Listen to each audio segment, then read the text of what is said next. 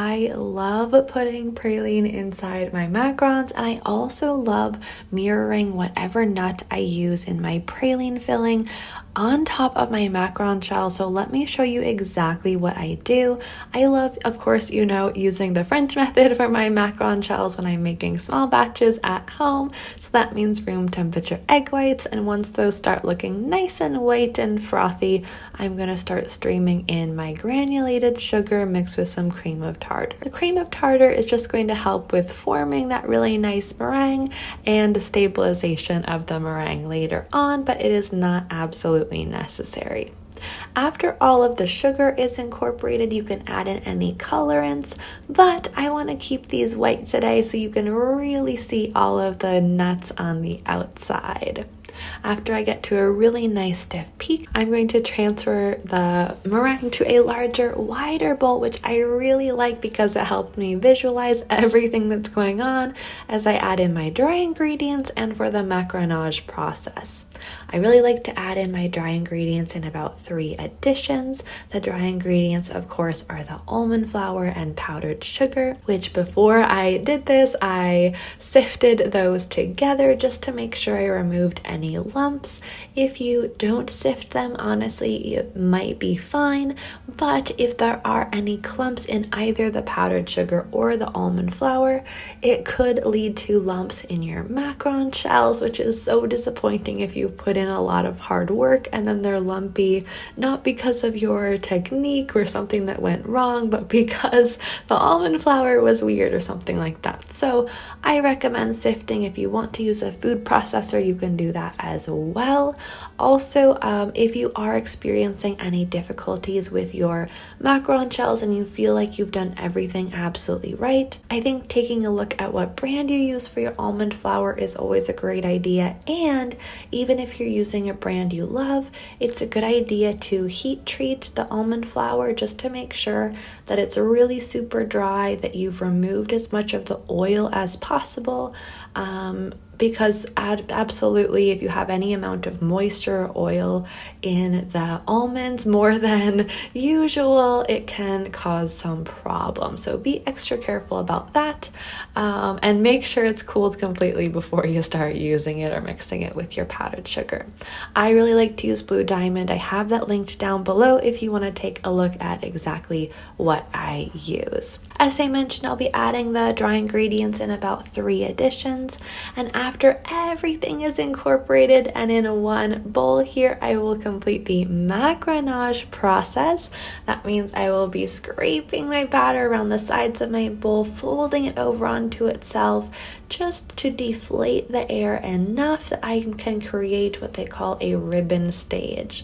As you can see right now, the batter is quite thick, but after I go through that kind of deflating process, a lot of the air will be removed. The batter will look nice and smooth. When I pull my spatula up, it should flow like a ribbon back down into the bowl, at which point I'm going to transfer this batter over into my piping bag with my piping tip.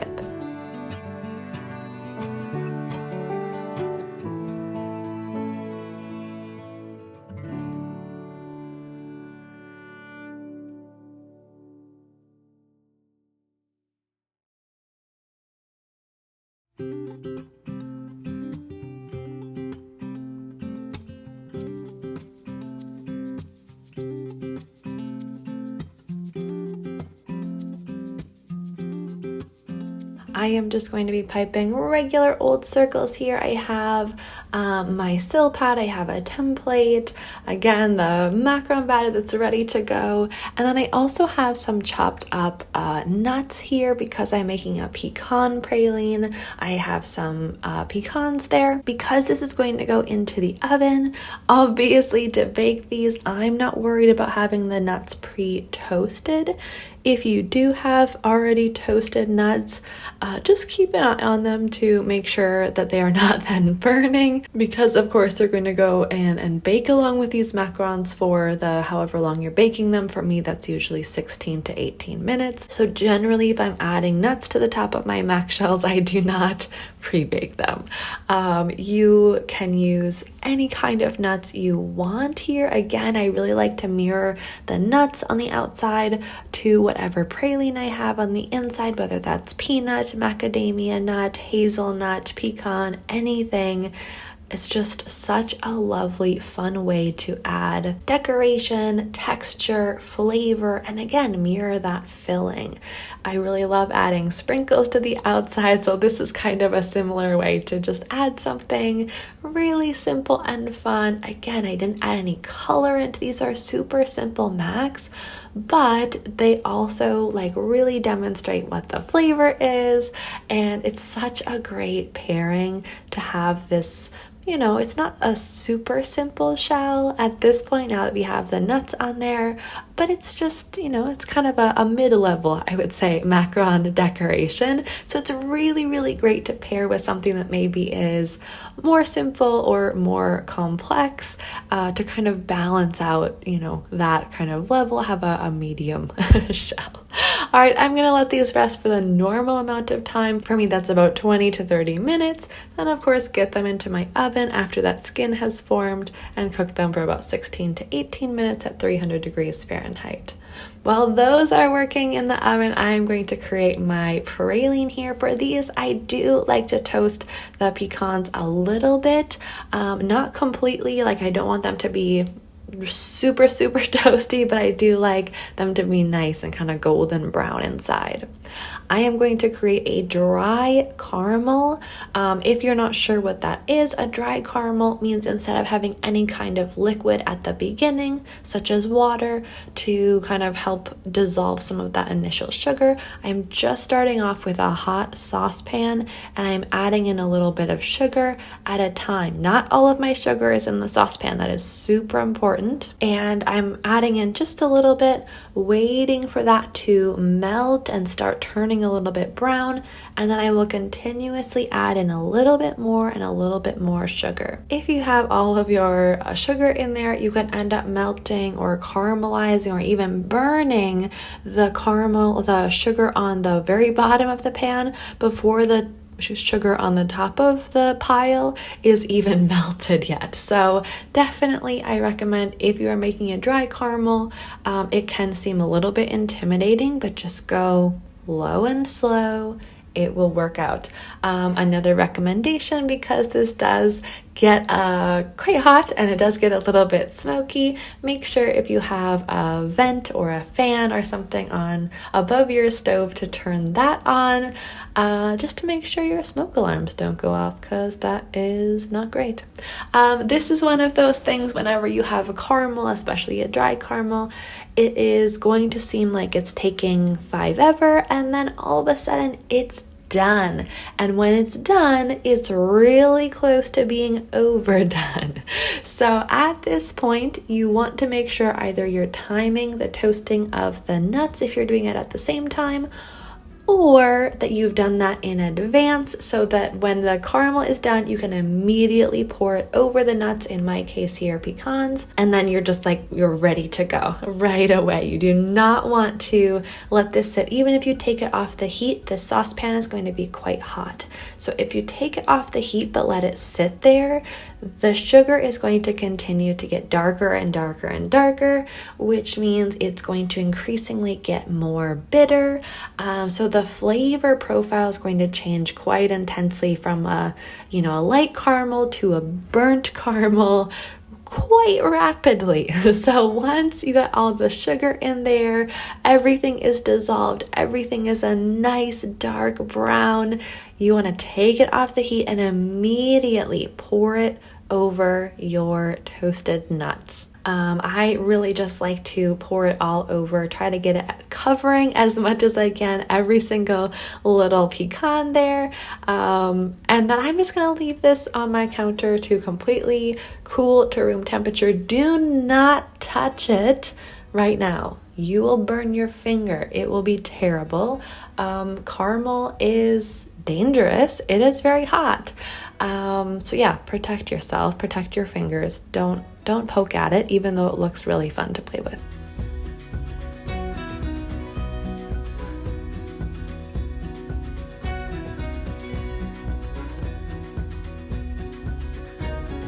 Once it is completely cool, then you want to get in there, break this up into little pieces, and then get all of that, transfer everything to the bowl of your food processor. For a praline, it is important to have a really good food processor. Mine is small and not so great. It does the trick. It takes a while, but it does work eventually. You just want to pulverize this. It's kind of similar to the concept of making peanut butter, right? You have something that's just like, wow, this is really dry and it's doing nothing. Then all of a sudden, instead of just chopping up and creating smaller pieces, you start forming this paste at the bottom. That's the praline. It might seem like it's not really forming. Just keep going and going and going and going. You might want to get in there with a spoon or a small spatula just to make sure everything has access to that bottom part. It might still look a bit dry at the top. Really just keep at it for a while. If after like 5-10 minutes it's honestly not forming, you can use a bit of a neutral oil like a grapeseed oil, but seriously just a tiny bit, like 5-10 grams at a time, to try to help it emulsify and create that paste if it's truly not forming. But as you can see here, even with my pathetic little food processor, it totally is working and it is totally happening. It was looking really dry and like it wasn't coming together, and suddenly this glorious praline paste is formed. Look at that. It is already fantastic, I can tell. I am just going to spoon this out of here. If for some reason this isn't quite the texture or flavor you want, one other option for you, you can always swirl this in with some salted caramel or any kind of caramel sauce or something. Otherwise, I really just like using this as is. But if you are at all scared about the texture, or if you want it to be a little bit softer instead of that really intense praline flavor, mixing it with a little bit of caramel is also a fantastic idea for macarons, or honestly any other dessert. Praline and caramel go hand in hand.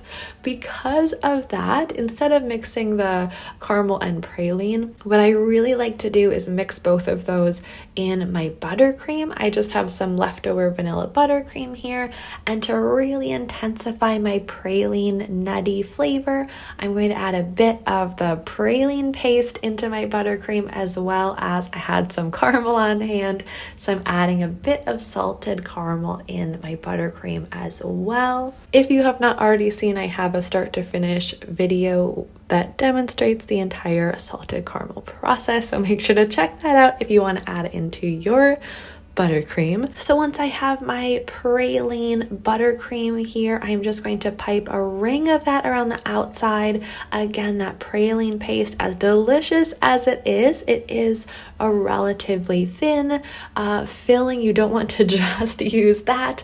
It would squish out everywhere. So this buttercream is creating a barrier so the praline stays all in one place. And because I want that barrier, that's why I added the praline flavor in there as well. So now we have praline filling, we have the praline in the buttercream, and we have pecans also on the top of the shell. So 3 layers of pecan here. I love it. It is a super intense pecan flavor. It's amazing. We have 3 different textures: the crunch from the outside of the shell, the creaminess from the buttercream, and that just really intensely nutty burst of the praline on the inside. really, really, really fantastic. Alright, just like any other macaron, I'm going to sandwich these and get them into my refrigerator to mature for 24 hours. If you're not going to be eating, serving, selling these right away, you'll want to get these into your freezer so they have a longer shelf life. Thank you so much for sticking all the way through this tutorial. I really hope you love this idea, whether you try out this exact version with pecan praline or you start playing around with other versions of praline using different nuts or different combinations of nuts. Let me know how it goes. I love seeing all of your hard work, so if you watch this and then give it a try in your home kitchen, make sure to tag me on Instagram so I can see what you end up with. If you're not already subscribed here, make sure to do that down below and follow me over on Instagram at Maddie Brame, and I'll see you again next time. Until then, have a wonderful day. Bye!